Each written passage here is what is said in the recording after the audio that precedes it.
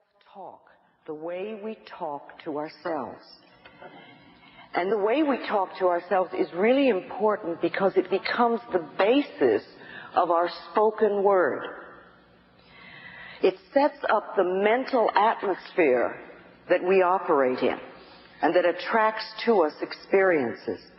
If we belittle ourselves, life is going to mean very little to us. And if we love and appreciate ourselves, then life can be a wonderful, wonderful present.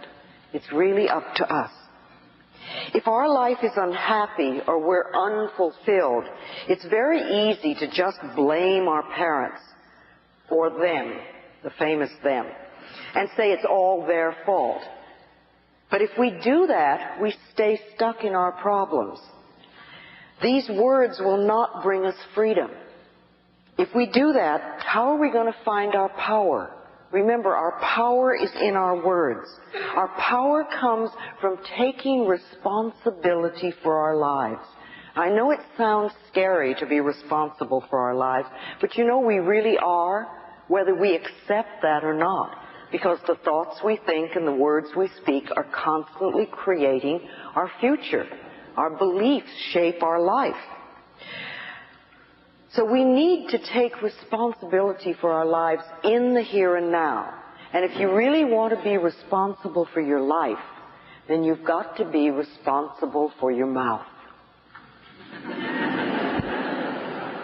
The things we say are extensions of our thoughts. Now, what is the first thing that you say to yourself in the morning when you wake up? And the second thing, and the third thing. Most people say more or less the same thing all the time in the morning. How does that start your day? Is that a positive way to start your day, or is it grumbling and complaining? Because if you grumble and complain and moan, then that's the sort of day you're going to have. You're setting yourself up for it. What's the last thought you think at night before you go to bed? See, you're shaping your future. And are they power thoughts or are they poverty thoughts? Remember, poverty is not just the lack of money. It can be the lack of anything in your life, any part of your life that is not flowing freely. So your normal way of thinking, are you really into poverty thoughts or are you into power thoughts? I remember when I first heard that I could change my life if I was willing to change my thinking. And that was quite a revolutionary idea. This was in New York City when I first discovered the Church of Religious Science, Science of Mind. They were the very first people that told me that. And even though I didn't understand what they meant, it sort of rang a bell. It touched what I call the inner ding within me. You know, that place of intuition? I've learned to follow that, because when that ding goes yes, even if it sounds very crazy, I know that it's right for me. So this idea was right for me. It struck a chord in me. Something said, yes, they're right. And then I began the adventure of learning how to change my thinking. You know, you get the idea and you say yes, and then you get to go through the hows. Well, I read a lot of books, I took a lot of classes, and I explored everything I could.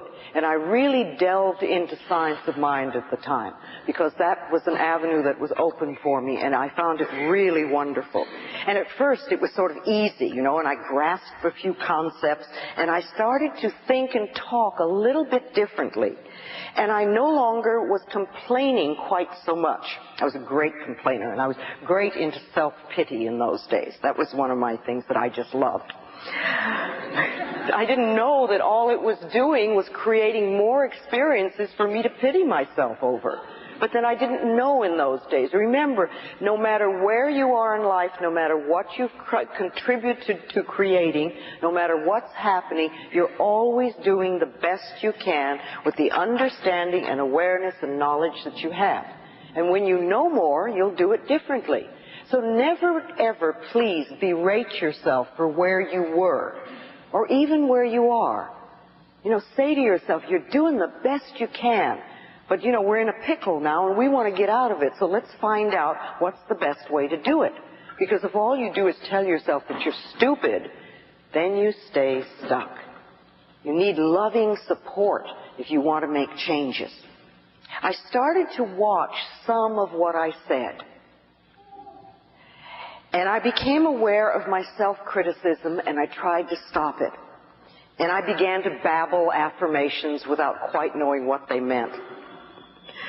And a few small changes began to take place, and I started doing with the easy ones, of course. I got the green lights in the parking places, and boy, did I think I was hot stuff. Oh, wow. I thought I knew it all, and I very soon became very cocky and arrogant and dogmatic in my beliefs, and feeling I knew all the answers. But it was my way of feeling safe in this new area that I was moving through. Because, you know, when you start to move away from some of your rigid old beliefs, especially if you've been into control forever in order to feel safe, it's very scary to move out and start trusting an affirmation. I mean, this is, you know, a thought that's going through your mind and you're trusting it to change your life. That's a very scary thing to do. So I was grasping onto things. And yet it was a beginning. It was a beginning for me, and I still had a long way to go. And like most of us, I didn't find the pathway always easy and smooth, because just babbling affirmations didn't always work. And I couldn't understand why. What was I doing wrong? Immediately, right, you go for yourself, what am I doing wrong? Was this one more example of me not being good enough? My favorite old one. I remember my teacher at the time used to mention to me resentment. And I didn't have the faintest idea of what he was talking about. Me? Surely I didn't have any resentments. I mean, after all, I was on the pathway. I was spiritually perfect. How little I could see of myself then. But I continued with my life, and I continued doing the best thing I could. And I studied metaphysics and spirituality and myself as much as I could. I grasped what I could, and sometimes I applied it. You know, we know a lot of things, and we grasp them, but we don't always practice. We don't always use them. And at that point, I'd been into it for 2 or 3 years. You know, time goes by very quickly. I was beginning to teach it. I had become a practitioner with Science of Mind. And I wondered now and then why my students seemed to be so stuck. Why were they so stuck in their problems? I gave them so much good advice. Why weren't they using it and getting well?